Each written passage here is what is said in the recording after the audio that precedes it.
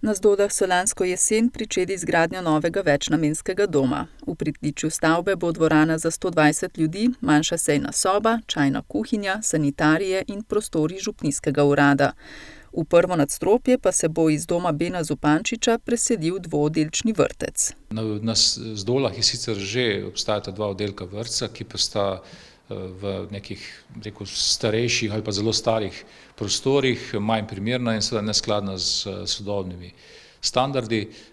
Tukaj je prišlo do neke sinergije med krajevno skupnostjo, občino in pa nenazadnje tudi župnijo, ki potrebuje neke svoje prostore in nenazadnje so oni tudi odrekli enega dela svojega prostora, da smo lahko sploh dobili prostor za gradnjo tega večnamenskega doma. Poleg navedenega bosta v drugem nadstropju doma dve stanovanji. Tako da ta projekt, ki je v skupni vrednosti približno 1 milijon evrov, bo nekako zadovoljil več potreb.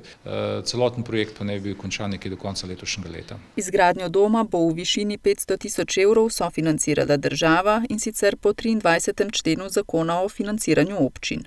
Trenutno je projekt v fazi, se pravi, zaključnih del, to pomeni inštalacije, elektro- in strojne inštalacije, seveda se nadaljuje še z ostalimi fazami, ampak nekje, kot sem rekel, ne bi bilo do konca letošnjega leta tudi vse dokončano.